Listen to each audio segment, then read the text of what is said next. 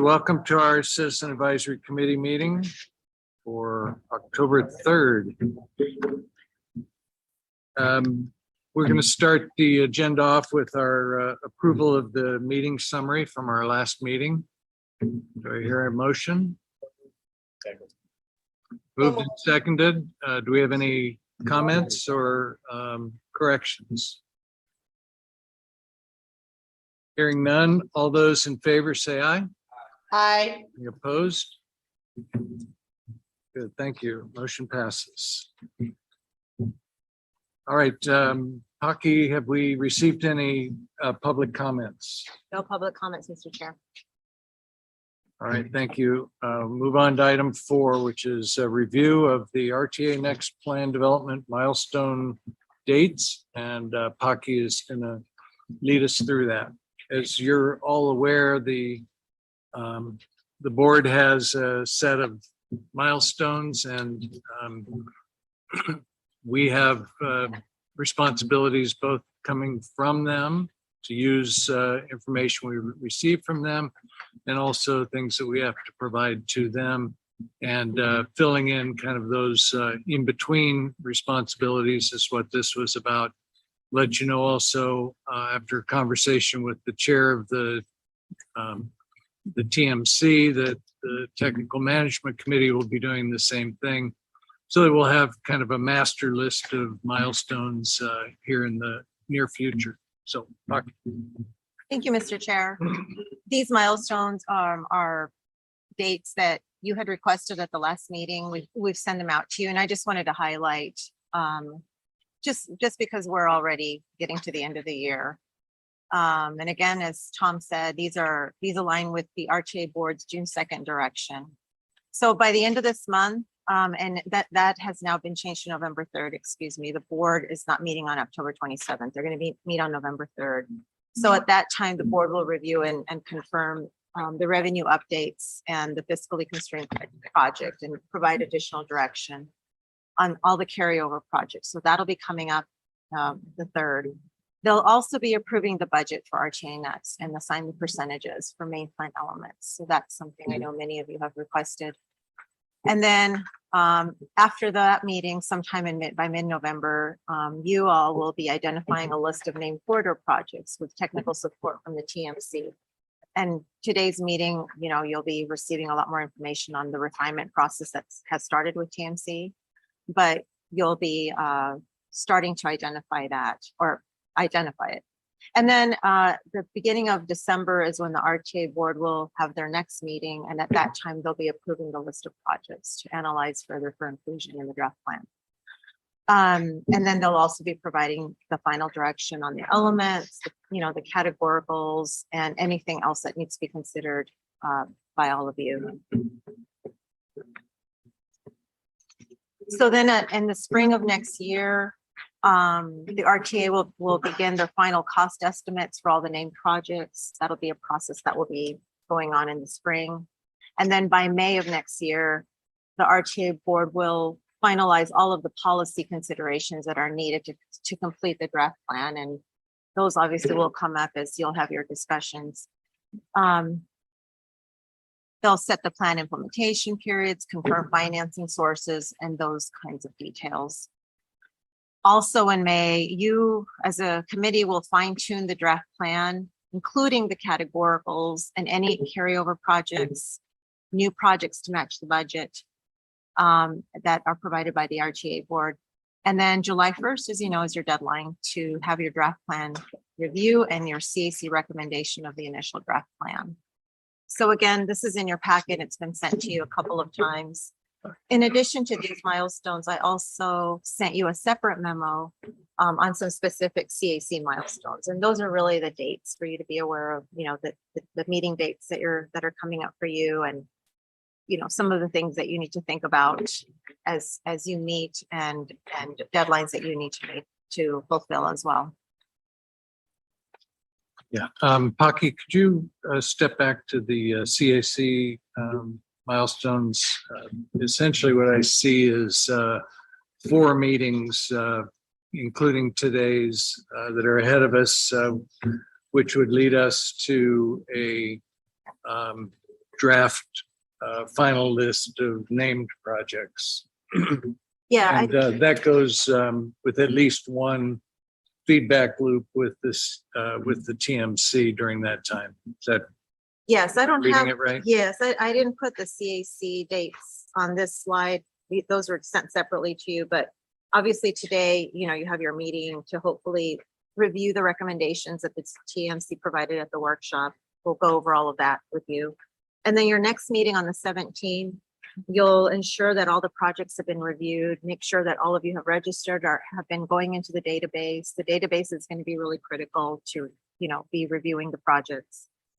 And then you're going to be also the working group, the CAC project tool working group has started meetings, and they have their second meeting this week as well. So all of that information will be evaluated on the 17th.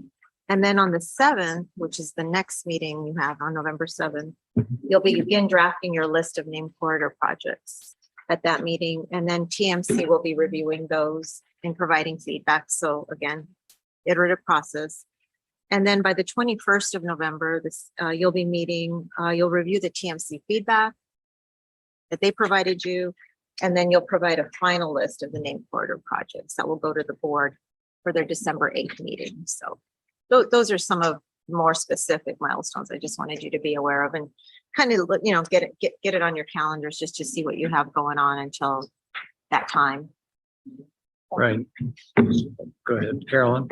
The first time that I see the categoricals referred to is in May when we're fine tuning the draft plan. You said that would include, do we see the categoricals before we fine tune them? Or where does that fit into this? So it's all about the named projects, it seems like.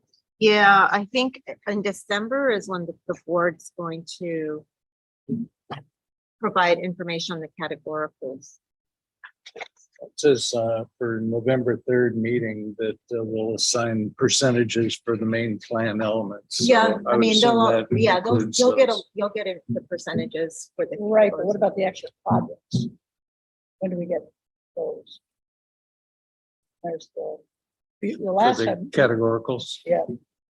Well, I think part of that is on us because there are some of the projects, if you read through some of the feedback from the TMC, some of the projects that they eliminated were essentially moved over because they were more appropriate as categoricals. And so a number of those will probably show up for our consideration. But as I recall also, the categoricals have a pot of money, let's say, and some named projects to spend some of that money.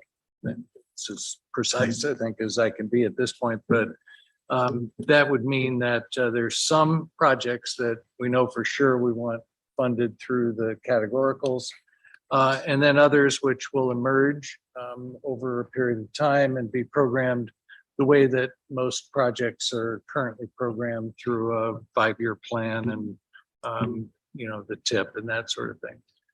But using the same sort of funding, I guess, with the remaining categorical money. Does that make sense? Yes, it would be nice to know what the needs are generally. And in the transit, we had actual line items about, you know, what, and I assume the transit committee, subcommittee is going to do that, but that's not on. Do we have a deadline for when the transit committee's work is to be given to the CAC and the TMC and the RT board? I will be sending, Mr. Chair, I'll be sending out dates to start those transit subcommittees in early November.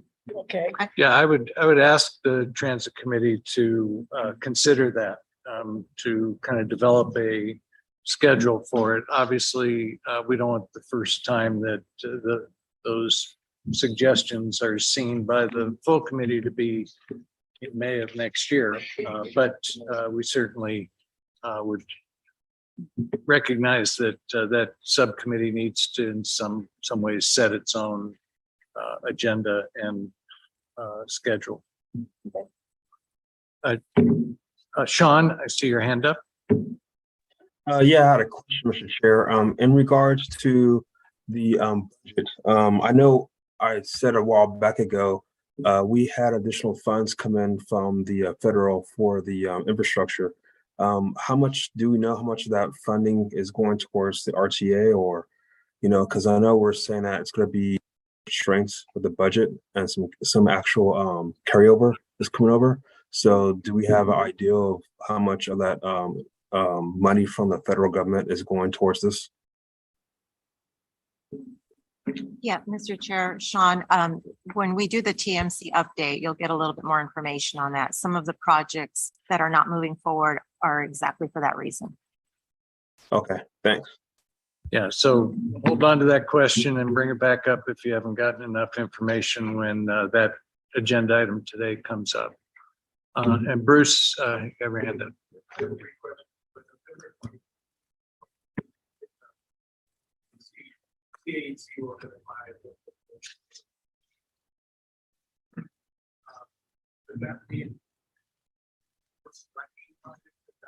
Hey, sorry, Bruce, you're really hard to hear online. Does that mean we are selecting projects, or we're acknowledging the list of projects that have been submitted? It says identify a list of name corridor projects. So I'm trying to understand what that means. Yeah, our list. So, So we have suggestions that we're receiving today, obviously, and we'll have more as we provide our own list to the TMC. We'll get feedback and reaction on those. And then that 21st of November is kind of where we anticipate that this committee will finalize that list. So I have two additional questions. We have not received City of Tucson list, so how do we deal with that fact? We now have that list. We do. It's in And the packet. it should be in the packet if I'm sorry, I didn't. you have to go to the very last item Okay. in those lists of from the jurisdictions. My last question, at the December 8th meeting of the RTA board, it says we'll approve a list of projects. Does that then freeze those projects that can be brought into the plan? Or could other projects be brought in at a later date if we have additional concerns or considerations or ideas? Yes, more can be brought in later, should that be necessary, or should we feel that there's issues that come up from the further information that's going to be provided to us. Remember, there's going to be cost estimates provided. There's going to be much more detail about who is providing how much in auxiliary funding for these projects, and whether they are crashing and burning because of the cost, or there's a number of different aspects that can come up. As well as, remember, as these projects ultimately go to the public for feedback, we may find projects that, I think the TMC was using the term poison pill, projects which appear to be so controversial that they could polarize voters, and we may choose at that time to substitute a different project or eliminate one of those. If you recall from the first time around, that happened for a couple of projects at least, and it's already happening at this point, as you'll see from the TMC's feedback. They found some projects that they felt weren't worth the arguing, I guess, publicly that it'd be necessary to move them forward. And as you know, there were $4.5 billion of needs, and they're down to 1.9 billion, and we're a little over double what we're going to have as a target. So we still have quite a bit of work to do to try to prioritize projects that are on the list that we received from the TMC. I would say that we also want to, as Taki says, really dig into those projects on the website so you can see the projects that are not coming forward, because I think there's a possibility that you may find some in that list that you feel for constituencies that you have access to believe that they're projects that are highly needed. So that's a possibility. I think the jurisdictions did a great job. It was a tremendous undertaking that they performed the other day, and I thought the way that they looked at projects and said these are the projects that are absolutely the most important to our individual jurisdictions was spot on. So it'll be up to us, I think, to really have a clear and compelling reason to bring any of the other projects forward. But remember, it's our list, and we're providing this list because we believe it's what the public will want and will support. Moss, you have your hand up? Yes, thanks, Tom. So a couple of questions. I recall back a little ways, there had been some discussion about having jurisdictions revisit or come back to the CAC and present their projects and talk a bit more about them. I was wondering how that is baked into this timeline. And I have a couple other questions too. Yeah, that should be part of our conversation today. We wish to have direct conversations with the jurisdictions through the TMC. Let's let that be known today, and we'll make that request to them to provide that information. Okay, great.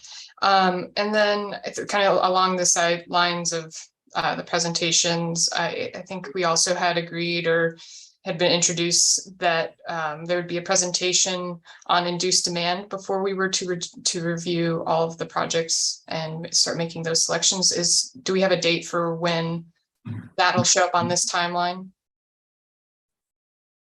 I do not. Address that.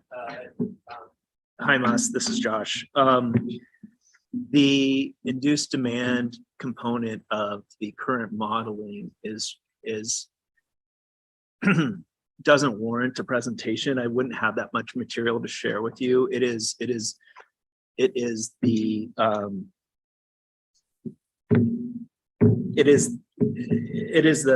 in part the foundation of the model, and with the corridor becomes more attractive with additional capacity. So that then draws in additional vehicles. So that's where you're isolating it as induced demand. That competes against the overall demand. So for the corridor, it induces demand, but it doesn't generate it across the full universe. It doesn't add that multiplier to the whole county's VMT for that model. So in making a corridor more attractive, it will draw in vehicles where other corridors are less attractive. So I apologize if you don't feel that was fully addressed, but I mean that's kind of the basis of which that set of information, that one metric of the metrics that we provided on congestion comes from. So isolating that out it's inherent in the platform. So, well, I guess my question on that is more, well, it was more of the discussion about induced demand was more about a presentation of it conceptually.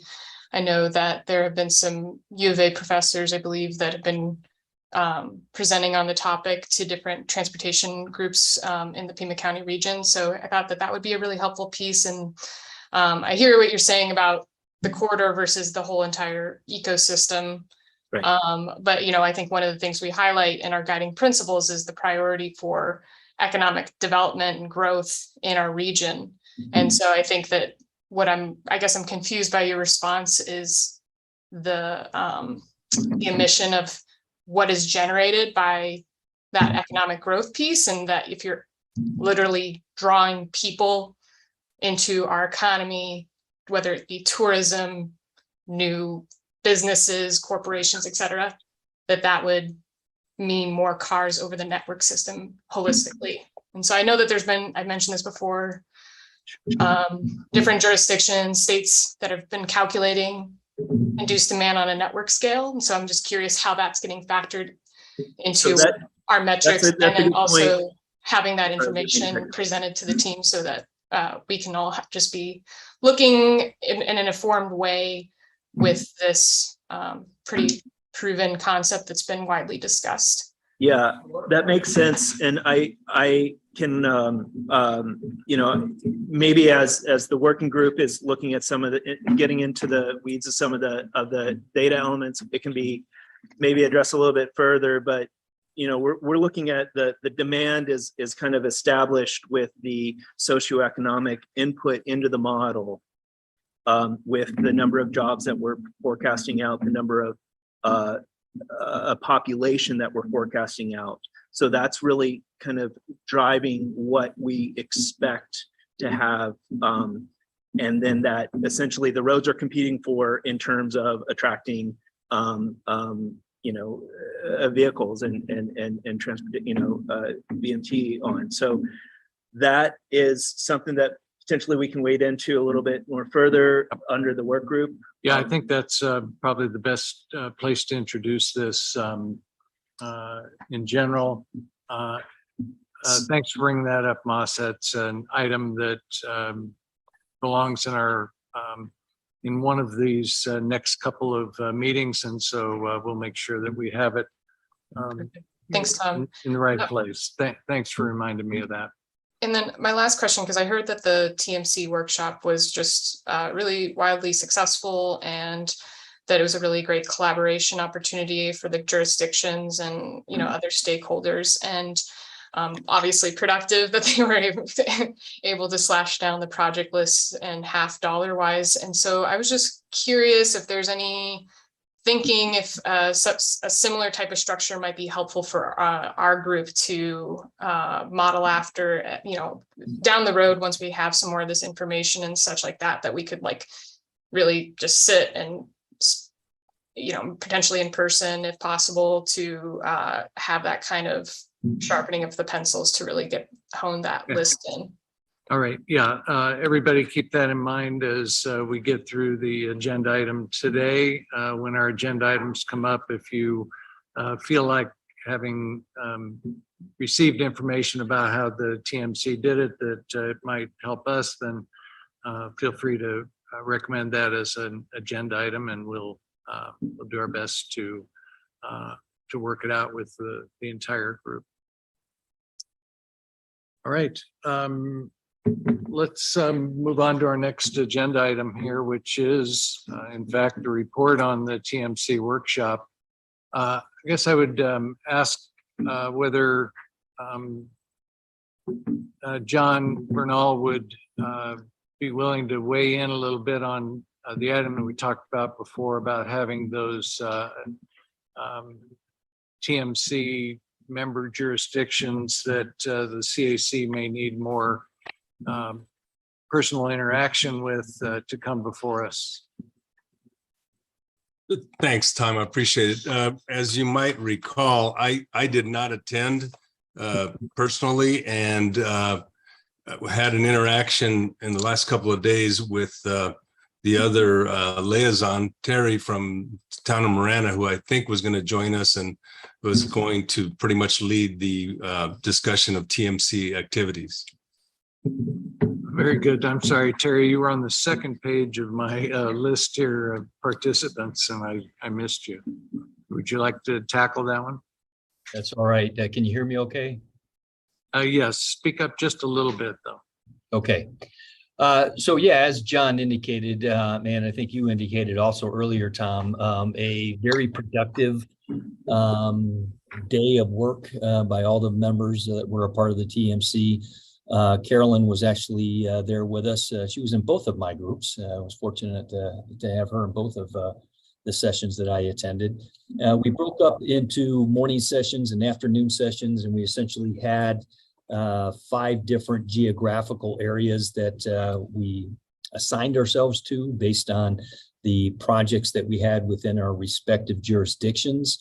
I think as you indicated, Tom, the group as a whole did a yeoman's job of really identifying those projects that were vital to regional transportation and really kind of made that the focus. And there was a lot of projects that were put way down the list or taken off the list completely that really helped to reduce, some sessions brought forward, half of $1 billion worth of reductions in some of their presentations. So I know that the staff will be working on putting together all of the numbers on that and presenting that back to us.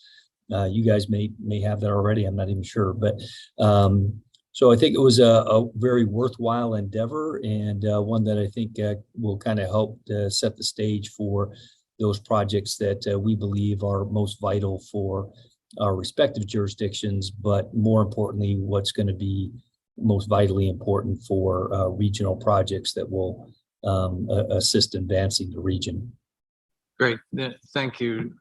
We will likely ask you and John to talk to individual jurisdictions and or to the chair and vice of the TMC to arrange for those kind of person to person or committee to committee direct communications in the next several meetings. So if you have ideas about that or want to at least alert the leadership of the TMC, that would be helpful. Let's go ahead and dive into the details here. And Terry, particularly, and John, if you have things that you want to add to it, feel free to interrupt. But I see Mary is on and has her hand up, and Mary was also at the TMC meeting. Mary, did you have a comment? Well, I didn't want to stop you from moving forward necessarily. I did feel it necessary to let my fellow CAC members know it was an excellent opportunity to, I would say, mingle with the various jurisdictions. I was on two different areas than Carolyn was. And what I saw was a very good back and forth of adjusting priorities between jurisdictions. And there were people who were not jurisdiction representatives, but it was a very good process that I would also highly recommend we try to duplicate to the best of our ability. I did receive the copy of the introduction of what we were, before we even got started, a very good introduction was given to us. And I don't know if I can read the whole thing, but I was so impressed with it. I said, hey, can I have a copy of what you just said? Because it made me feel that it's something that we should all remember. And if I may take that a few minutes to read that, are you okay with that, Mr. Chairman? Great. Let me just ask Paki, will that information be in what you're providing here? I was just going to give a quick overview of what happened at the workshop. So we can, if Mary wants to give a quick intro, I'll dive in, and then this is hopefully the meat of the discussion today. I wanted to, have everybody chime in who's attended. We have some staff here also that facilitated. I would love to recommend that you actually do your presentation first, and then we'll see if the other pieces fit in subject to time. It'd be great then at least to see what you have to say first. Any objections? All right, hold on to your spot there, Mary, and we'll come back to you with whatever you feel we need to fill in. Thanks, Mary. This will be short and sweet. So again, the workshop was held on Thursday, September 22nd. This was the first time that the refinement process began for the RTA Next submitted project list. Workshop participants included all of the TMC members, and the majority of them showed up in person, additional jurisdiction representatives, and then our 3 CAC officers. So thank you to all of those who attended. The workshop was facilitated by PAG RTA staff, and it was held offsite at the Pima County Public Health Building. The recommendations were documented based on the consensus of the participants, and that's something that you received in your packets. It's just a summary of the recommendations. And basically, the workshop resulted in prioritizing all of the submitted projects from 6 subregions, which I'll go over in a minute, for further consideration by you. So the refinement process consisted of recommendations to further prioritize projects submitted to the TMC. And this resulted in a recommended list of projects from the TMC. And they came down to 1.9 billion for further consideration. As you remember, we had a budget of 4.6 billion. So even though we didn't get down to the 1.5 billion, it was pretty good. There was a lot of work to get the budget down to 1.9 billion. The reasonable target that we're looking at now for named projects is 1.1 billion. So that's kind of your task at this point. The project scope and cost estimates for the final refined list will be reviewed and updated later in the process. So there were 6 sub areas that the workshop focused on. There were projects in the Northwest area, the West area, North Mid, Southwest, Southeast, and South. That's how the workshop was divided. We had 3 sessions in the morning and there were 3 sessions in the afternoon.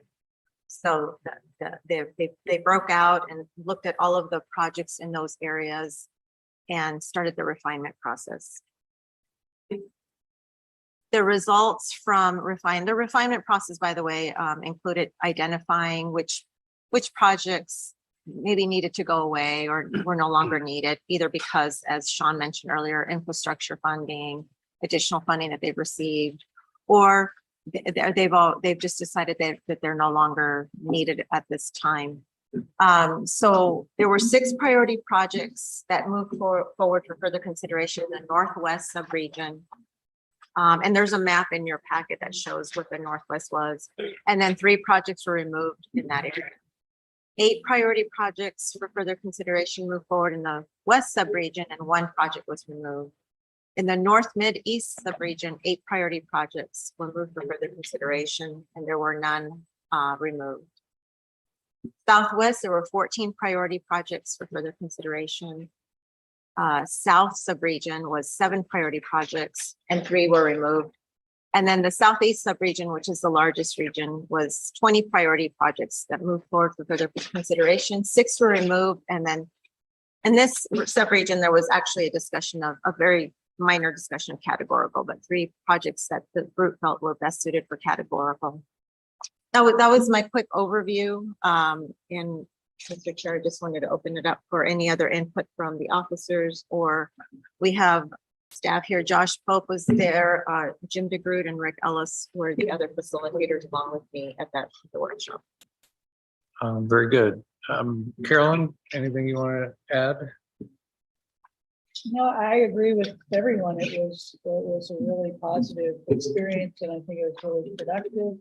And this probably goes without saying, but us 3 chairs were really there in observation mode. We thought it wasn't really right for us to be giving our opinion on anything because we'll have plenty of time in this format. So, we got just kind of floated around and watched the different groups. And there were slight differences as how the groups came up, in the project A and the different colored dots and things like that. I mean, it was, but everybody came to a consensus at the end, and they were pretty proud of themselves for cutting so much out. And I think they should be proud of themselves. So we have work cut out for us. But I guess one thing that I would add, I agree about having a similar process here, but one of the things that was brought up by the chair at the end of the meeting was down the road, it might, so to speak, it might be a good idea to have TMC and CAC together go through a process like that as we further refine the list. Yeah, quite some time ago, I spoke with actually the previous chair of the TMC and then have had the same conversation with the current chair and talked about joint meeting between our 2 committees and at least jurisdictional representatives from each of the TMC jurisdictions, as well as our committee. And that may actually be a good source for some of the interaction that we talked about a few minutes ago. How do we get some feedback directly and ask questions and learn things about their priorities as a city, county, town, whatever. So one thing I wanted to throw in here is that we kind of have to decide how we're going to go from here. And I would propose to you that there's a couple of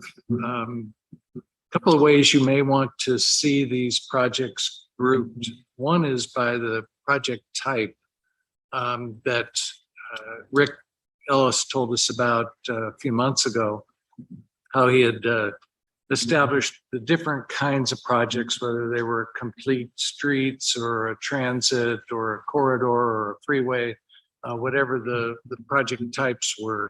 And that might be a good way for us to look at these, particularly as we start talking about the weighting of some of our goals, and as we look at how to measure the success, if you will, of a project against our guiding principles. So that's one way I think that it would be helpful to us to see these projects grouped and discuss them in groups. Another may be similar to what the TMC just did by geographic sub area, or even, which I noticed we do not have yet at least in the summary list of projects. We don't know who the jurisdiction actually is that project belongs to. In many cases, or at least in some cases, it's multiple, but there's typically one assigned lead agency, and we'll want to look at that as well. As you know, we're probably going to find, and the TMC has already found, good projects, deserving projects for about twice as much money as we have to spend. So understanding where those projects come from and what part of town and in what demographic area they may fall also is going to be important to us. So all those things come into the way that we operate our evaluation tool, as well as how we look at projects in groups. Obviously, it's going to be very difficult to even take the 60 or so projects that it's been whittled down to and go through them one at a time and understand how this transit project compares to or is prioritized with another, say, an Adot project. That's going to be difficult to do unless we've had the opportunity, I think, to look at these different types of groups. So any comments or questions, Roger? Blind on this, because I have no idea what projects were eliminated. That perspective would be very valuable in understanding that survived. Yep, good point. And we'll have that available to us, I would assume, Josh, in the database. We can group these by projects that have come forward from TMC, as well as projects that have been parked or rejected. Yeah, and just to clarify, Mr. Chair, Mr. Craycroft, on your recommendations list, there are specific projects that are not moving forward for the TMC, but in the database, the rest of the projects that you don't see on this list are on there. There's about 29, I believe. I guess what I'm asking for is a piece of paper I can look at. Yep. We shall endeavor to provide that piece of paper. Terry, you have your hand up.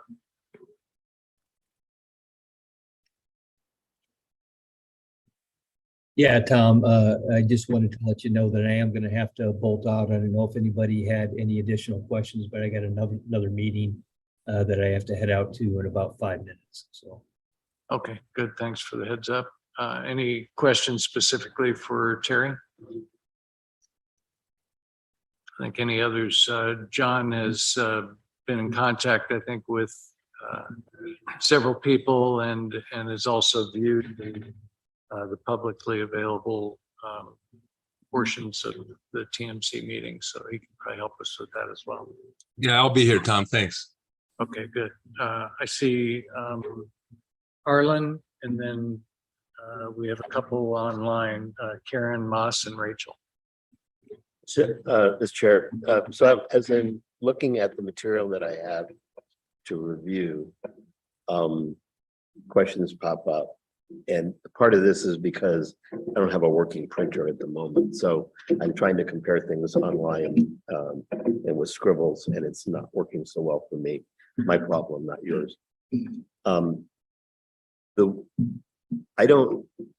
tried to compare the list of recommended projects with where they fit in by how the prioritization was for each of the jurisdictions, how they prioritized their own project, because I was curious to see what was in, what fell out and such.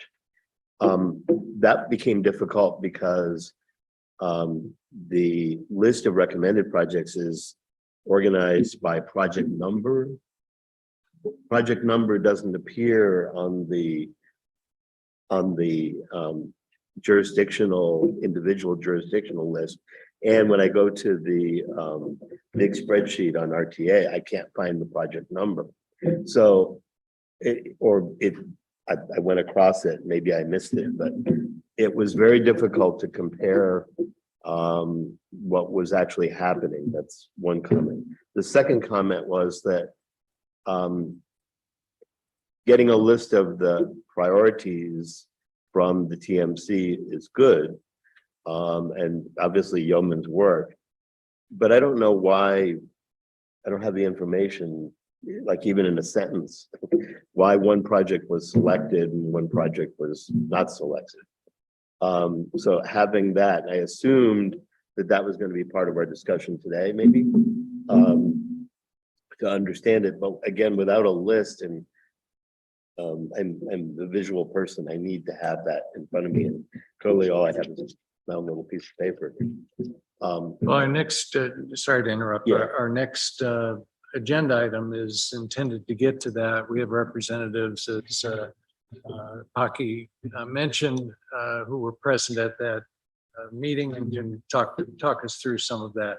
Some of it will also be questions back to the TMC, and John and Terry can carry those for us. But I agree totally with what you're saying. Thank you. And I noticed that I think that the reason now I understand it, that why some projects were eliminated, they were eliminated is either because they were no longer necessary for some reason, as opposed to ones that were not eliminated, still technically hanging out there, but not prioritized, which still could rise to the level of recommended project down the Yeah, road. I think what you can say about that last snippet is that these are projects which the jurisdictions themselves have said are lower priority than the ones that they put forward. So that's their stance on those projects, based in many cases on feedback they've received over time, whether it's a Move Tucson or an Oro Valley or Sarita's efforts at quizzing their public about projects. That's how, as an example, Sarita came, and the first thing in the sub area that I attended, they removed 4 projects. They said our feedback from the public is that they're not interested in those projects. We know that we're overspent here as far as this budget, so we suggest they be removed completely. And I think there'll probably be more of that. And in essence, you've seen that already, because they've provided us with a list that's less than half of what the original was. But your point about seeing where they had priorities first, remember they a year and a half ago told us, or almost 2 years ago told us, we've got these priorities. I'd like to see those side by side with what their priorities are today. And we'll see, kind of how those rise. Mr. Chair, I just wanted to add, the project ID number that's listed in the recommendations. We're trying to use that project ID number on everything. So Right. And it should be in the database and it should be on all the handouts. Tom, I'm sorry, Arlen, you're correct. It's not in the project review. Yeah, Tom, I can show you what you want in the next slide. Yeah. So we can get you that information shortly, but good point. And as we are getting materials ready for the workshop, that key ID, that project ID that we reference in a lot of materials isn't in the platform. So we were able to load it in. That's what I'm going to be kind of showing today. and I assume that project ID number, those numbers are what we're going to be using each going forward as opposed to names or jurisdictional this or that. And Mr. Chair, each time we go through one of these line items, it sounds like this group is chomping at the bit to see projects, whether approved or not approved. So as we keep getting off subject for each of these, number 1 through 5, sounds like if we get to number 6, we'll actually talk about the projects. We're ready. Gotcha. Okay, quick comments from Karen, Carl. Yeah, a couple of questions. Number one, were any of the jurisdictions not represented at this September 22nd meeting? No, they were all there. Okay. And then I think I heard Pocky say that 29 of the, because I've been wrapping my mind around 108 projects, right? Because that's what we've been included in our packet. I think I heard Pocky say 29 of those 108 were not included. Is that accurate, Pocky? Yes, Mr. Chair, Karen, out of the 108 projects, I believe my math here, 79 are on the recommendation list. So there's 29 that are still hanging out, as Arlen mentioned, kind of what I'm calling the parking lot. And that's something that is in the portal. None of this has gone away. It's just that those projects were not recommended for removal or for moving forward. And if you'll notice, there's at least one grouping that has been combined of 8 or 10 projects into a single project. So there's some of that consolidation as well. And Mr. Chair, if I may, I believe South Tucson was not represented at the workshop. Oh, I'm sorry. Yeah, that was the only jurisdictional partner that was not. Thanks for that correction. So in follow-up to that, then, on South Tucson's priorities, their priority number 1 was the heritage trolley line, but that seems to be removed from consideration. So I'm curious, without input from the jurisdiction, or maybe there was, I don't know. Why was that taken off if South Tucson wasn't involved in the process? Okay, hold that question for our next agenda item, and we'll definitely either answer it or get the answer. Rachel. Hello, sorry to interrupt. I just wanted to note my attendance. I was late because of a work commitment. Again, difficult time to attend meetings. Would love to discuss different meeting times. Okay, that's it. Okay. All right, let's move on to our next agenda item. First, Bruce. Mr. Chairman, you had invited us to suggest groupings that we might want to see considered. So I'd just like to offer 2. First is that there's some big ticket items related to Interstate 10, and I noticed some of those were taken off the list. I'd really like to see the I-10 proposals in context as a whole to understand how they relate to one another. And, why can we drop some of them off and not impact the total efficiency or effectiveness of those improvements? That's number 1. And secondly, I'd just like to really speak to having the sub-regional discussions, because it seems to me we want to see how those projects relate to one another and not just stand independently of one. So I'm really familiar with the Southeast, and if you did one part of Marianne Cleveland, but you didn't do Colossal Cave Road, they're not going to have the kind of impact that you would if you were doing them as a clustered group or so on.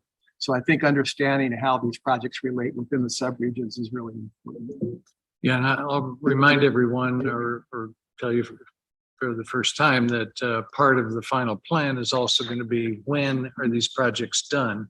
So they'll be grouped in 5-year, typically 5-year plans, and within those understanding, is Marianne Cleveland going to be done in year one, and the other projects, Old Vale will be done maybe in year 19. Understanding how that works is also part of our job. So let's move on to number 6, the review of the jurisdictional reports, and beginning our refinement process. So we're into some of the questions, hopefully, that you've been asking, and perhaps this will also be an opportunity for Josh to respond to some of the grouping requests, if you will, that have been laid out so far. Great. Thank you, Mr. Chair, members of the committee. And I will try to touch on some of the questions that were addressed as I kind of give a presentation of, basically, I want to step into we created, this is very similar in nature to what you all have access to right now, the project review page. We created a workshop page that allowed, at each table we had a facilitator, but we also had a technical resource, 3 managers, 3 staff from PAG that were able to help kind of address questions that had access to the project portal, this that I'm going to demonstrate. And basically we went through and we moved stuff into the TMC, we moved projects into the TMC priority. As we're kind of stepping through it, we had access to the project level details and the performance measures and the jurisdiction sponsor. So what you're seeing right now is the project workshop page. After today's presentation, after this orientation, we're going to add 2 key columns, the TMC priority column, which is yes, no, which at the end of the day, did this project get selected through the TMC workshop as a priority? Yes. Did it not? No. We're still sitting. I'll step into this, but the project list still sits at the 108 to address a question earlier.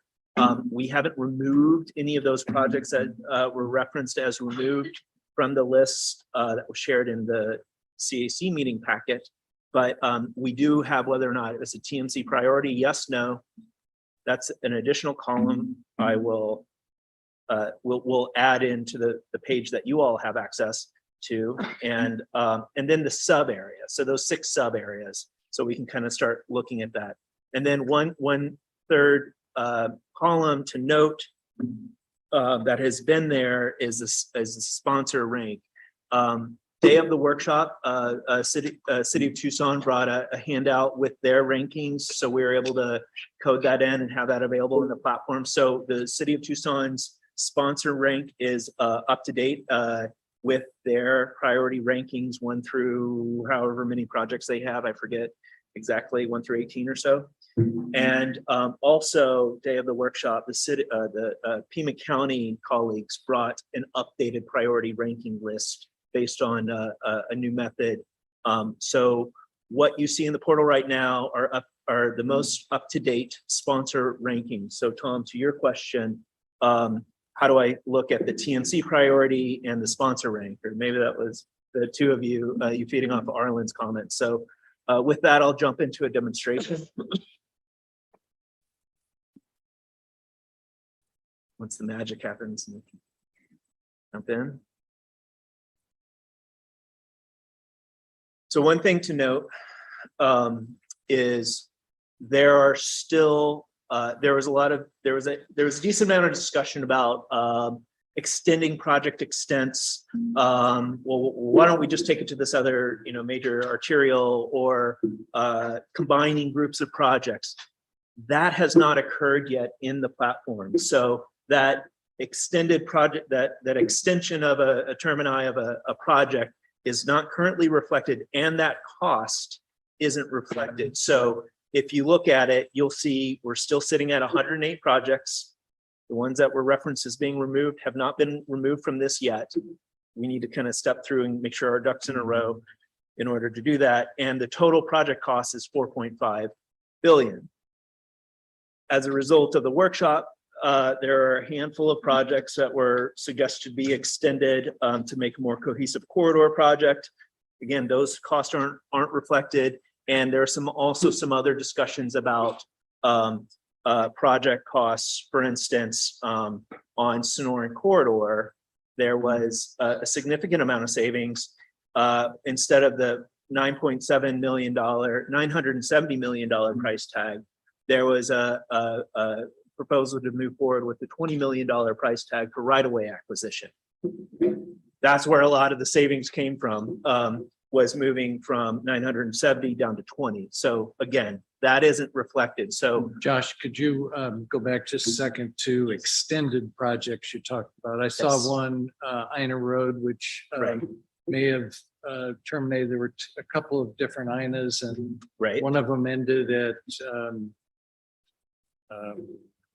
Del Norte, Paseo del Norte, and there was comments about extending it all the way to First Avenue. exactly. Okay, so that would be a really large amount of money added to that project, which we don't have available. Right. And well, it's not currently reflected in the existing cost estimate. Right. And these cost estimates are what our jurisdictional partners submitted based on 2019 numbers. Yep. So once we refine the scopes to reflect the feedback that we had about extending the corridors, then we need to look at what is that multiplier going to be based on those 2019 versus 2023, 2022 numbers. So that whole cost estimate exercise is one we need to pay attention to. Yeah, and that's what we talked about earlier. Right. You see that those cost estimates, those kind of final refined cost estimates that would become a part of the plan or what's provided to the voters for approval will be not available to us until it sounded like May. And at that point, I guess unless there's a huge change in inflation between now and then, these projects are going to cost more than the 2019 estimates were. Right. And so that's why it's so important for us to get down to a number that we can then live with, because there'll be further cuts probably necessary after we get back those cost estimates in May. And so a question you had raised was, getting a better understanding of the sponsor, and part of some of the discussion that took place, at least on 5 different corridors, is what if we had a corridor? What if we had an INA project as opposed to a Marana INA project and a Pima County INA project? And so here you can see in the RTA next sponsor column that Marana sponsored this project to the tune of 18 million, and Pima County sponsored this project to the tune of 70 million. And so, and you can see where Marana's priority, INA is number 4, and for Pima County, it's number 17. And so this, you're able to then lean on the filtering capabilities across the top to start looking at, well, what were all of the jurisdiction priorities and what made it in. So I'll go ahead and kind of step through that just to kind of show you an example of looking at, if we just wanted to look at, so right now we have 108, no we don't, we have 11 projects in scope. So down at the bottom, it shows you how many projects are in scope. So, and that's because I have a search in there. So just to kind of more orientation on this platform for you all to use. So right now we have 108 in scope. And if we click on this filter to say TMC priority, we can see the 65 projects that were submitted as a TMC priority at the end of the workshop. Now, if you go down here and you look, we're sitting at $3.5 billion as a total price tag. But those big cost estimates moving from 970 down to 20 million haven't been put into place. But there are also some others that extend that price point. And for clarity, when you say sponsored, you mean they're putting up the $18 million for the project? No, No, the sponsor, the project sponsor is At the beginning of the exercise, we asked all of our jurisdictional partners to submit up to $600 million worth of projects. This is the project that Marana sponsored as part of that $600 million pool. So another kind of question, Marana sponsored, submitted for consideration for TIs on the interstate. Traffic interchanges on the interstate.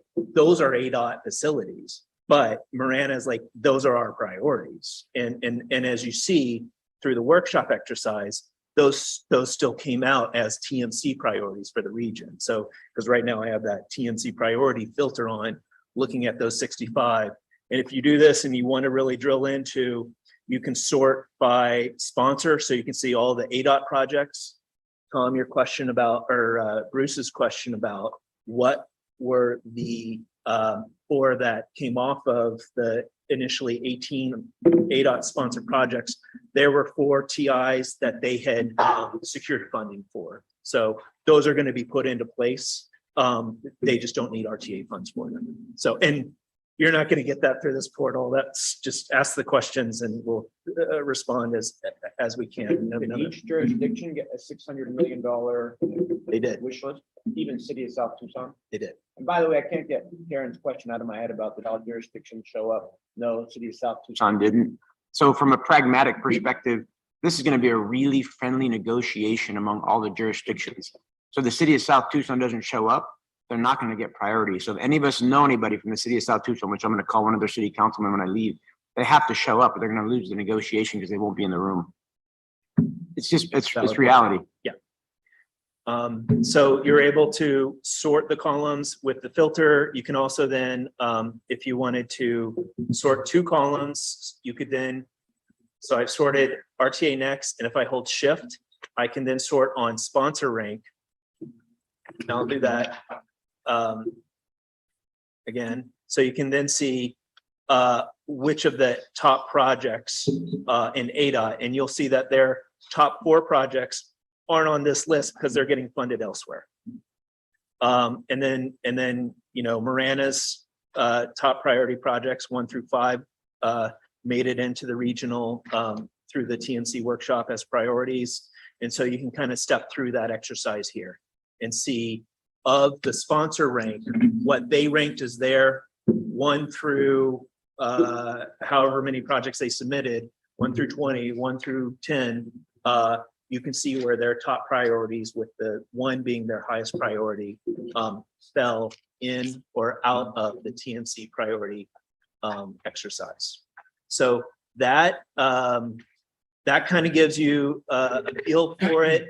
We also have that sub area is a column here that you can sort on or filter on.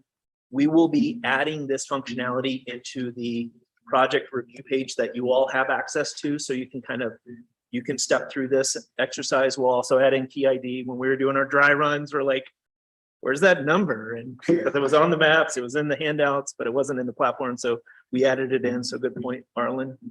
But if we wanted to look in the Northwest, we can see that there were 19, there are 19 projects, and then to the tune of $563 million. And if you wanted to see what TMC moved forward as priority projects, 6 of them, or is that 5? 6 of them moved forward to the tune of 188 million. Again, some of those have project extents that were drawn on the map that we want to reflect, and we need to update these numbers, but this is pretty close. I would say the big ones that are throwing off the numbers from the 1.9 to the 3.5 that you'll see here is the Sonoran corridor and the cost share on the ADOT projects. That takes up about 1.5 billion. So are we, is staff actively working on updating the kind of the master list of we need cost to get estimates? We know, materials out to you guys first. we know we're still, you know, the vast majority is based on 2019 kind of pre-inflation numbers. But there's still holes in it, as you mentioned, and things that need to be taken out. Will we be able to get that information fairly soon of, you know, that's up to date, that is up to 2019 date?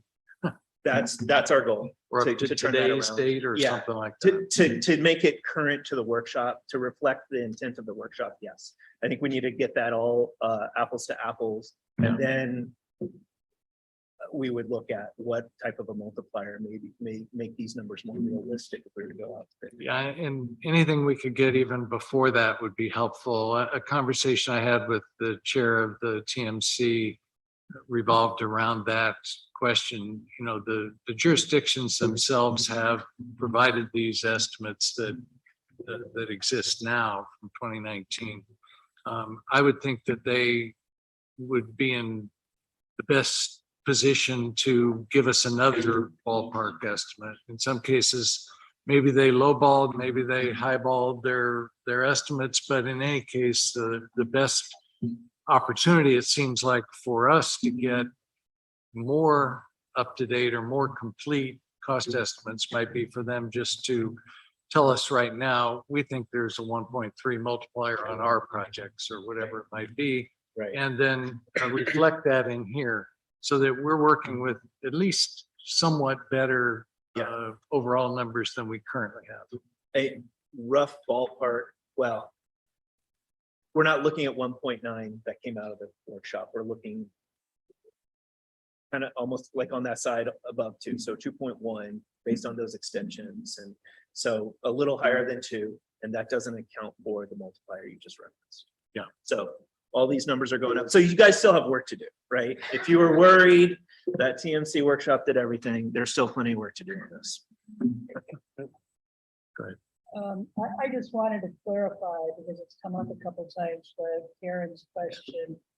There were a couple of projects that were considered transit projects and not road corridor projects, and the South Tucson was one of them, a trolley project. So really what it was doing was, on a couple of them, what they did was put it over, I think I'm correct about the trolley project, right? It went over, it's more appropriate in a transit category, which is why one of the reasons I keep bringing up these categoricals, I think there's going to be a big portion of our voting public that's going to want to see those kind of, what kind of transit projects. Yeah, there's varying degrees of conversation on how to treat the categoricals, and some were let's leave it in our priority. Some were so there's a so like the city's HCT, high capacity transit corridors, made it into the TMC priority rankings.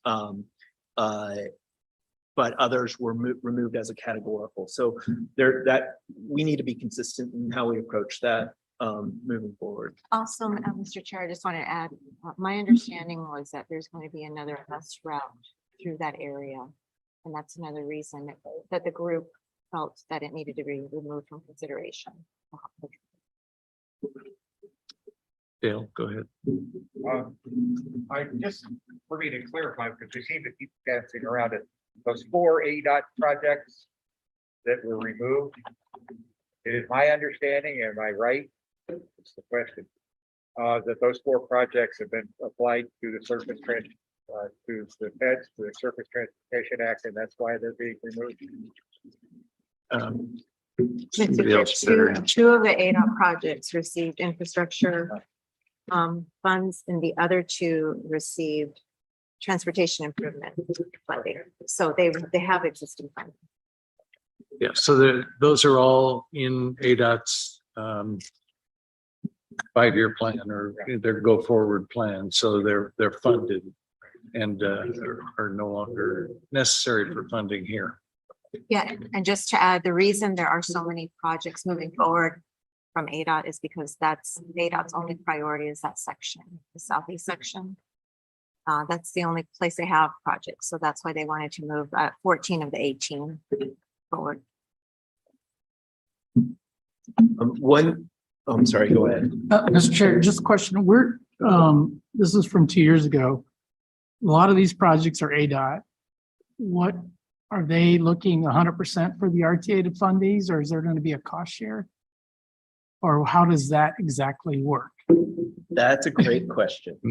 That's the big question for us, I think. I Yeah, mean, is that, I mean, I'm just tryrying to understand. And No, that's a our good overall question. budget is, we're trying to figure somewhere around 1.9 billion, right? So we need, so based on the discussion that took place, and Shelby, you're helping facilitate the table. So correct me if I'm wrong, they're trying to get their heads around, well, what was that local match? What's the RTA request versus what's the cost of the project? Because what shows up as the cost of the project is the total cost of the project as expressed in their design DCR, their design concept report. So they've taken steps towards deploying this project further than other projects or just a line on a map, So they have decent cost estimates for these 18 phases of this investment along I-10 East, 4 of which are getting funded right now. The other ones, the remaining 14 let's just look at it. So I'm trying to show you all ways to kind of use this platform. So that was a way to look at the high capacity by selecting those out. So if we look at the Adot projects, basically what the discussion was, and we need to follow up with them, is what portion of the total project cost, because what's reflected here is the total project cost, is RTA needing out of it. What came from the workshop discussion, which with a huge caveat that we need to revisit this assumption, was a 47% RTA cost, a contribution from RTA. So a little bit less than half of this total project cost was assumed to be coming out of RTA. So if you look at what's remaining for the TMC priorities, there's 14 for ADOT, there's 14 projects to the tune of $1 billion. What, based on the work coming out of the workshop, we're expecting 47% of that needs to be carried by RTA. Okay. That may go up, that may go down. We need to follow up with our colleagues at ADOT. yeah, So 470. So we should reflect that more closely as 470 million as opposed to 1 billion. okay. And I guess the other thing, cost, I'm very concerned about it because I'm tracking capital projects. Sure. And I've seen a 53% increase from 2019 to 2022. Yeah. So I think these numbers are all, I mean, they're garbage unless we get a better accurate number. So They are the best thinking at the time that needs to be updated. And I think the two-stage approach of bringing everything up to those 2019 numbers and then moving into the next step is definitely the two-step dance we need to take. Yeah, Roger first, and then Ed, and then Moss. My question is there a regional assessment or overview of ADOT's continuing program of more and more and more interchanges along the freeway system? Because if not, it's going to be just like any other street. Yeah, the design is different, but is there a place where we say enough is enough in terms of interchanges along this freeway system? We should all remember that it was originally intended to be a national highway and defense system. And now it's become a real estate development system. And it just seems like it's on autopilot. It just goes, nobody says anything about it. If you've got the money, you can build it, and that's the way it is. That's my concern. The only thing I could add to that is that we don't have the money. We don't have the money to build all that, obviously.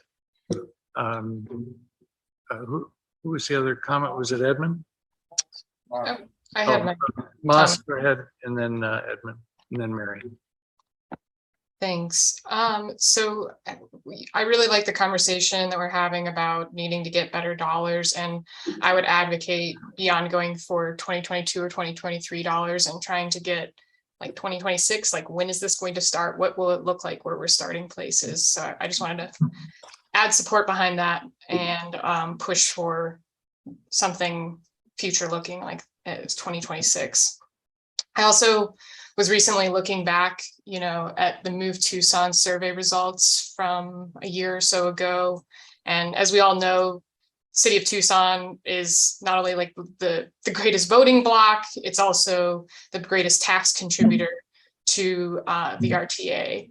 And so I wanted to highlight a few things in the Move Tucson results to kind of anchor us in what we might need to do in order to get this thing passed. I know, Tom, you've brought that up a number of times of like, how do we make sure that this is something that voters are going to support, right?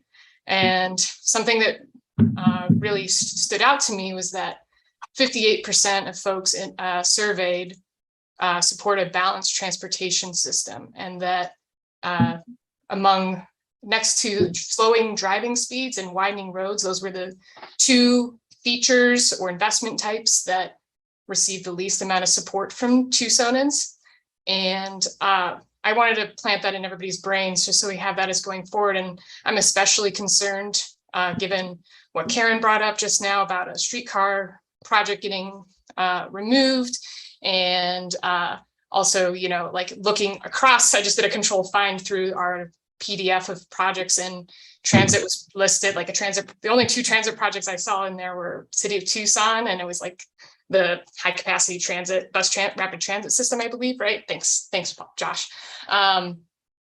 And so to me, I'm just like really concerned that this project mix is not going to pass the muster to get the supportive votes in the region, given how little investment in transit is around here. And I'm kind of especially concerned about the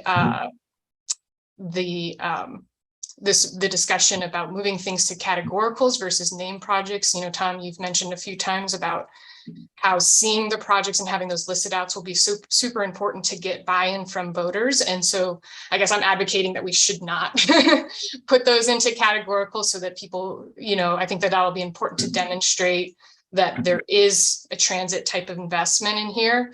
So those are just some thoughts to share with the crowd. And the other thing I wanted to mention was that since, as folks have really brought up recently and in the last few minutes, is that we really kind of have our hands tied in a sense. We don't have good numbers. We don't have a budget. We don't know how much is going to categoricals. We don't know how much might be set aside for our like rainy day fund. All of these things are open questions that will hopefully be resolved, I think, in December is the date that I have in my brain when the board kind of shores all that up.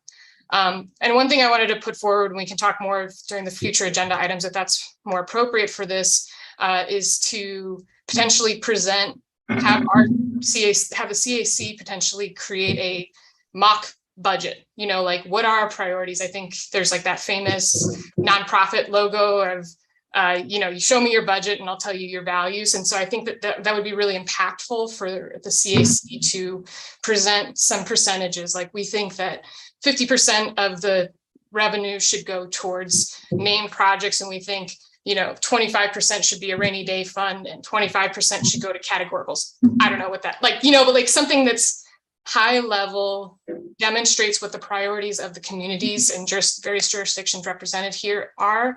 And I'm wondering if that's something that we might consider in our next meeting and then be able to share that with the board when they're having that discussion. So I want to toss that out there. And then I am also just wanted to circle back. I'm concerned by the comment that, of South Tucson, and I think the Tohono O'odham Nation was also not represented at the TMC meeting, that, that they need to show up if they want to have a say in this. And I just want to have us pause for a minute and question what that says about our process and the process of that two indigenous or like BIPOC kind of dominant communities were excluded from this process, and that, what does that mean for our regional representation and ensuring that there is that equity piece as we are moving forward. And so I just wanted to throw that out there for us to consider, and that, we should just be not saying it's your, I don't like the idea of us saying to a jurisdiction that might be resource strapped, for example, to bear the burden of being part of this massive funding system, but then being kind of penalized because they don't have the resources to show up, or it might not be designed that suits their needs. And so just wanted to put that out for a consideration. I appreciate it. That's a big pile that you just laid out there, and we'll have to sort through it as we can. But just a reminder that this is a committee that is charged with representing those other jurisdictions as well as our own guidelines and goals. So we take that seriously, and certainly whatever we need to do to find the important projects in those different jurisdictions that may not have had a strong voice as of yet is part of what our responsibility is. Okay, did I have Edmund next, I think? Yeah, Yes, go ahead. yes, you did. Are you sure? Yes. So back to Moss, good points about the TO. I think it's our job also as CAC members and community members, we got to shake the tree and say, everyone show up.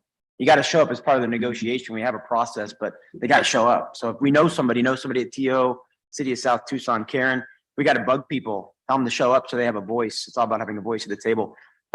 Just two pieces of background data. Number one was streetcar. The quickest way to blow through our budget is to talk streetcar. Last time we got it done, we had the largest Tiger grant in the history of the United States to get the streetcar done last time. Uberly expensive per mile. It's funny. I was on the original RTA and I raised my hand.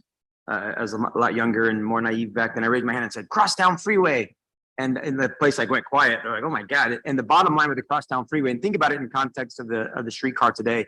The reason why we can't even have a contemplation of a Crosstown Freeway is because we are so far behind on our arterial roads. If we put all our money to a Crosstown Freeway, the rest of the city would just, it would stall at some point. We just don't have the roads, the right-hand turn lanes, the expanded roads, et cetera. And by the way, side note, I rode my bike up the brand new section of Kolb that was just done by the RTA. It's beautiful. It's beautiful. I grew up in that area. Oh my gosh, it was so needed.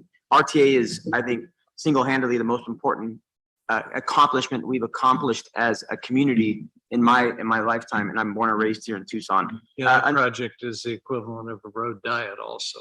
Yes. It was not built as a 4-lane divided roadway that it was originally contemplated to be. Right, when you have sidewalks now, you have bike lanes, you have the inside turn lane. It's beautiful. It's so needed. Another background piece, several of us in the CAC are on the Southern Arizona Leadership Council. And I'll just throw this out here because we're all family, right? So we've met with ADOT numerous times, and ADOT they have a lot of needs, but they have no money. So the one concern I have is as we continue to negotiate, and we're 47% of the funding for ADOT. If we commit to that deal, we just need to make sure that ADOT comes up with the 53%. And everyone's right. Are we going to have numbers right now? No, no one has a crystal ball to see where inflation is going. It's going crazy right now. I think it'll start chilling out hopefully a little bit, but again, no crystal balls. We just need to be prudent in regard to us moving forward. And I don't think CAC comes up with budgets. I think that's the TMC, because we also have to, and the board, yes, we also have to also remember we're all enthusiastic in here, but we're not traffic engineers, right? This is a negotiation, and we're here to bless basically the deals that are coming up with the TMC because they're the pros and the board. So there you go. Good, thanks. Let's see, Ava and then Dale. Yes, thank you. I wanted to just quickly echo, what Moss had said about showing up. I mean, showing up to all of these meetings does absolutely represent a burden and can be very difficult for individuals as well as organizations that are under-resourced, and that comes up a lot. I also wanted to mention, just echoing on Roger's comments on roads and real estate, given the water crisis, there is a lot of conversation about prohibiting development that cannot ensure water access going forward. That could really change the landscape of how development gets done. And that could have an impact also on the way we look at our road system. And I did also just want to echo in that same vein, if we can't point to this package and describe how it's illustrative of the values and the needs that our communities are going to have moving forward in this climate crisis landscape, it will be a hard sell. So I just want to go on record as having echoed that. Thanks. Okay, thank you. Dale? Comment on two or three things is that the ADOT question that you're bringing up, I think is a very critical question. And it is where are they going to get the money to build these things? I think there are, clearly when you talk about overpasses, the integration of those roadways, where you're talking about these things where you've got an existing 2-lane overpass and we're connecting 3 and 4 lanes, 6-lane streets to those, they're not going to work. And so at some point we have to get involved in that process. And so, but I think at the same time, I am really concerned. I look at the Southeast District, and the Southeast District's proposals, if you look at it, are going to be eaten up by money to ADOT. And I think we ought to be pulling out when we put together our categorization, we ought to be pulling out the freeway projects as a separate region. You want to use it, not really region, but as a separate sector, as a category. Otherwise, we throw those in, and this is true for Marana too, because there are roadways that we've designed in the original RTA, the widening of Tangerine Road. And right now there is no connect, the traffic interchange up there. It's going to be totally inadequate to deal with the Tangerine Road traffic as we go forward.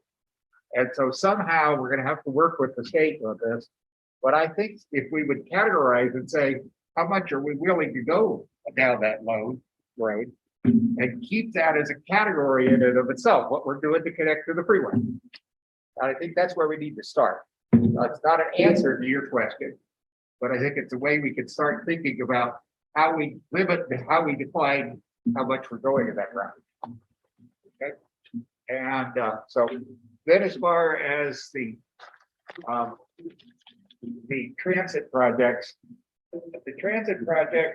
like the 9 and 10 categories on 6th Avenue and Oracle Road busway, those projects are going to require substantial roadway changes to integrate those busways into those roads. And so I think they are appropriately in these categories, but should stay here. With that, I think I've covered about everything I was going to say. So yeah, thank you. Okay, good, thank you. Joanne? Thank you, Mr. Chairman. Some of the comments that I have heard, I'm not sure are within our scope or our duties and responsibilities. I was not aware that it's up to us as a committee to determine whether or not a increase or extension of current tax collections is viable under an election campaign. I did not realize that our mission has changed and we are now tasked with creating a budget. And again, what was echoed before is at what point are we being held responsible for having other stakeholders participate in this program? I think that we're getting beyond, maybe I'm wrong, I think we're getting beyond the scope of this committee. And please correct me if I'm wrong, Mr. Chairman. Oh, no, we regularly get beyond our scope. It's kind of what we do. And it is my responsibility, and I get reminded of it regularly when we do go beyond that. Yeah, as we start to talk about things that are not yet our business. I'll try to remind everyone of that, and we'll try to move on to other items that are our purview. I think if we just stick to the things that we have to do as a committee, we've barely got enough time to get it done. So there may be a self-correcting type of atmosphere that we find ourselves in fairly soon. But And Tom, I we would like will to add certainly- that every time you speak, Ruby is just glued to the speakers and the monitors. So there is something about your voice that the office cat is just enthralled. Yeah, I've been told it's similar to fingernails on a chalkboard. So maybe she's got a hearing problem. Okay, next, Sean, you have a comment?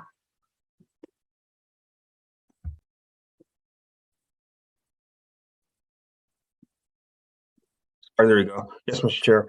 The comment I just had is regarding, with this, trying to find the allocation of funds for these projects. I know I brought up earlier regarding how much money, I just looked up article that there's $1 trillion that was given from the federal government towards infrastructure plan, and looking at Tucson, about 108 million was for, I think, Suntran, but I'm not sure what else is being allocated for those funds and how much is ADOT getting, how much is other jurisdictions are getting from that 1 trillion. Okay, yeah, that was kind of your question from before as well. Maybe Jim could provide us with a memo at some point in the next couple of weeks about current status of much of this is grant money, I think, as you alluded to, Sean, and many of those grants are yet to be awarded. So I'm not sure exactly how up to date your information might be right now, Jim, but I'm sure you've got the best available. Well, Mr. Chairman, certainly find what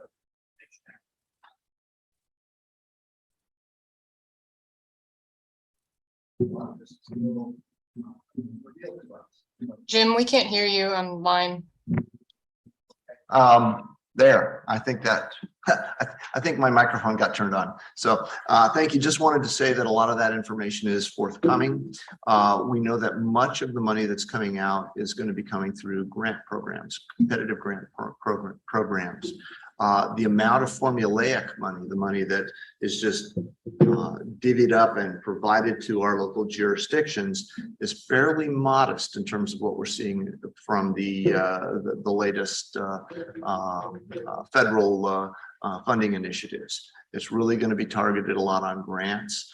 We know that the city of Tucson has pursued a number of them. We've done some joint ones with the city as well. A lot of it's being focused on new energy related programs. I know we're in the midst of doing a project with the city of Tucson where even Sun Shuttle, which is largely funded with RTA funds, will be receiving some electric vehicles. So these are the kinds of things that the federal government is directing a lot of these new funds towards. We also know that many of them are grant related, such as the RAISE grant that the city was successful in getting some funding for 22nd Street. So these are things that we really can't put a budget to at this point.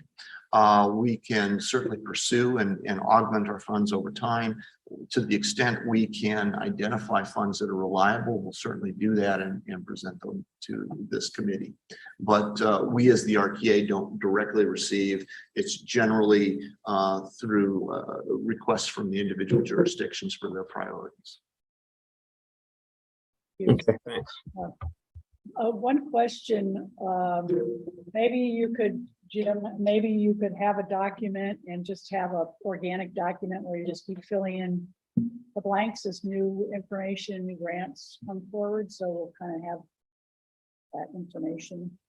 Certainly we can do that. I can tell you I've been doing that with the RTA, the current RTA plan, and that's really been our focus on those recently.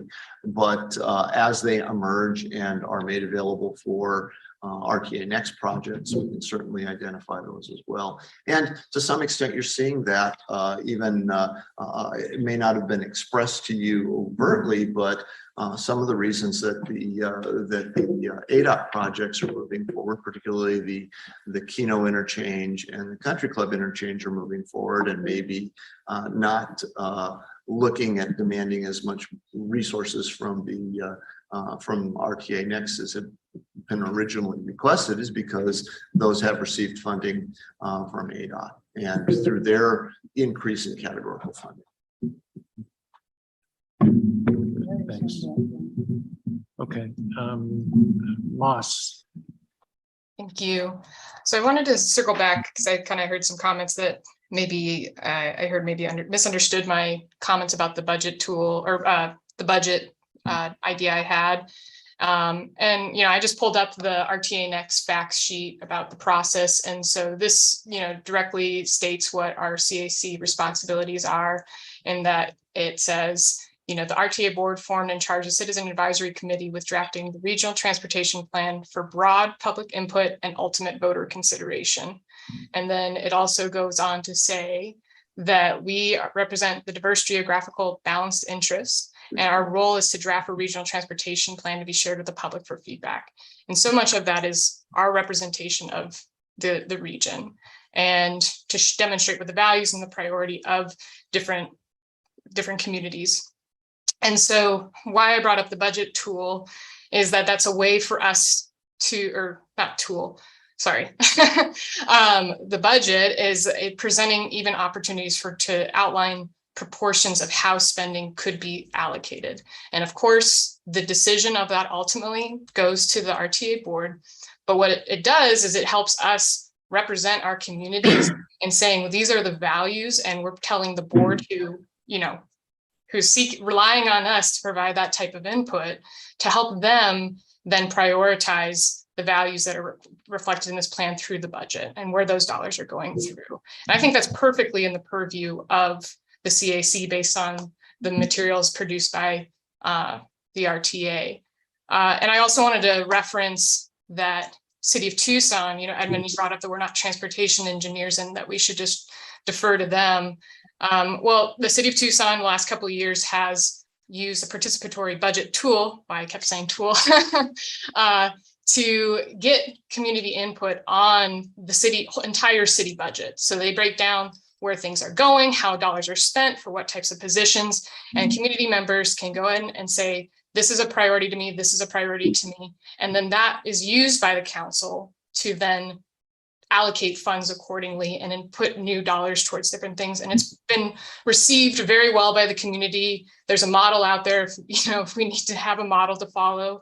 And I just think it's a really great way to demonstrate the values and the priorities of our community, and would be a relatively, it should be a simple conversation, frankly, like hopefully it wouldn't take multiple meetings. I think it could be an agenda item next time we get together, and just would be a way to help the board make their ultimate decision, and then therefore help make this plan more palatable to and representative of the interests of our community, which is what we're bringing here, right?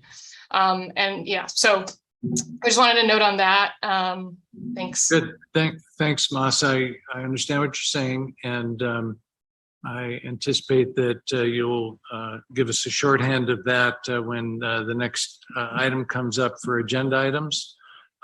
But at the very least, I think we'll be able to at least look at what the current breakdown is. I think it'd be illustrative to us to see how much money is in the named projects in RTA 1, how much money was in each of the categoricals.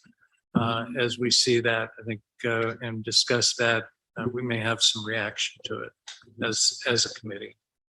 But it is certainly something worth our conversation. I only say that because we will talk about it one way or the other. We'll either hear from the board how they want all that how they want to divide the money up, and there may be a reaction from us or a response back to the board about what we see as representing the public.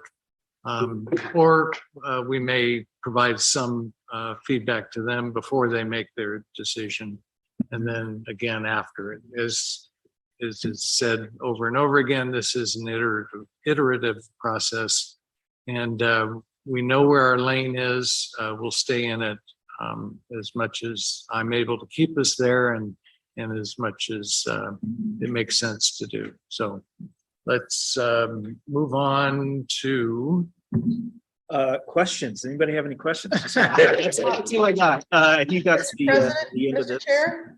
Oh, I'm sorry, Mary G. I saw your hand there and then it rose up into the netherworld here. And That's I missed it. okay. I wanted to just make a comment. First of all, thank our data presentation folks for that extra column. I think that's going to make a huge difference in reviewing what our jurisdictions felt were the priorities for them. And I would encourage everybody in the CAC to please spend some time with that new column. And along with that, I think having experienced the working group and hearing what our jurisdictions had to say about some of these things that as they prioritized, I think if we have an opportunity to have them come and speak with us and talk through those priorities at some point, I think a lot of these questions about what was and what was not prioritized will make a lot of sense. And I'm just going to give you an example. Marianne Cleveland Way and Colossal Cave, I was on the group that spoke about that, and all of those I-10 projects. Our I-10 person, our ADOT person said, please have me come. I'd be happy to talk to people. So that's one.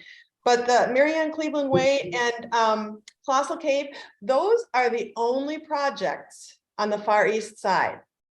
And we have a lot of voters out in the Vale area and other areas. I mean, if you don't take a look at the value of the projects themselves, which there is plenty of value, as the committee, we have to, as I think Moss was saying, we have to take into perspective where our voters reside. And I got that from sitting and listening to the jurisdictions talk through it. And not all of them were on the far southeast side. So it'll be a huge value to us to take the information that's being given to us in that new column. And then at some point, hopefully soon, we can, understand why these priorities were made by our jurisdictions by hearing it from them particularly. Yeah, it's great insight, Mary. Thanks for that. And it jives with some requests that I've received as I've communicated with other groups recently, including asking whether some of these non-jurisdictional organizations will have another bite at the apple, if you will have an opportunity to come before us or to provide their project priorities and or additional projects to us. And the CERC, the Southeast Regional Council, is one of those, and the Green Valley Coordinating Council is another. There are at least a couple of others that I'm aware of as well that are also interested in the work we're doing, or keeping track of it, are somewhat represented even here on our CAC. So that's one of the reasons that I also suggested that we look at in some detail these projects grouped by geography, grouped by project type, and as Bruce said, pull out the I-10 projects and look at them individually or as a group. That was you, right? Yeah. And then one other that eventually we'll look at is what period of the project what implementation period will these projects come into, and does that make sense as well? So.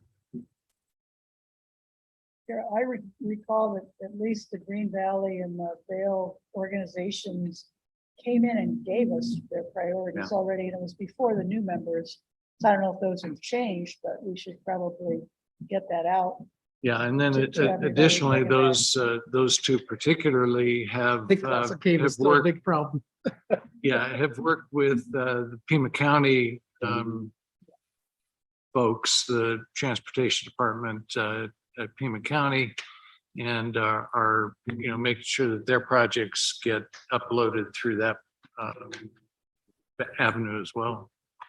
Bruce? I was just going to comment on there. I'm actually involved in an effort, a whole group of people trying to incorporate Vail, and they've got RTA front and center of their concern. There's another group in Tankerville that's going through the same process, and another one at Corona de Tucson.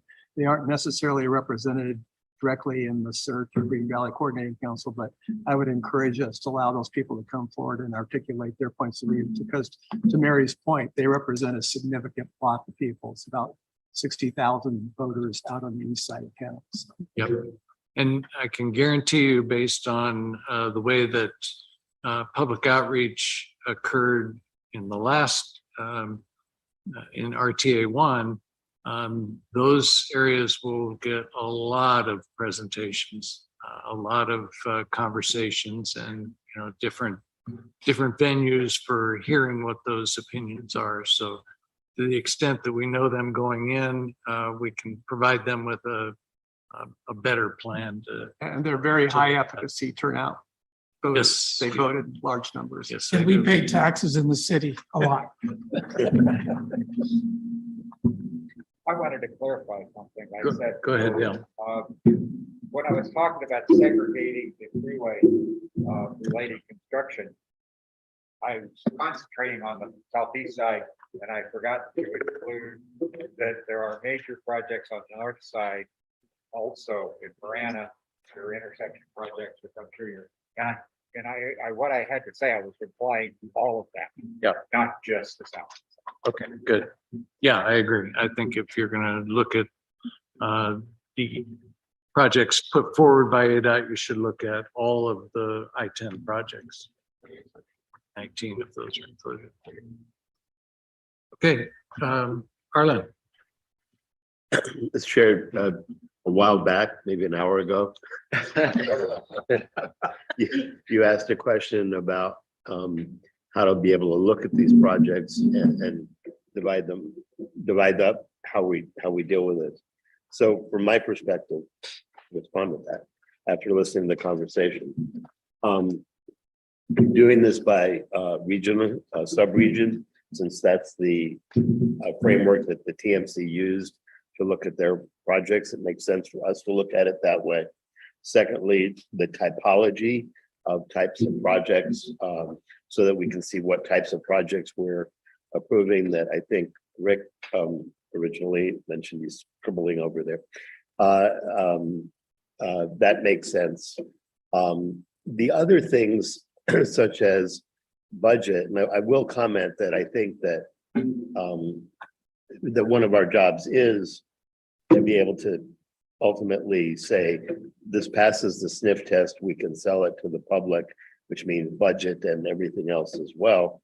That budget, all of the goals and guidelines that we set out for us to deal with,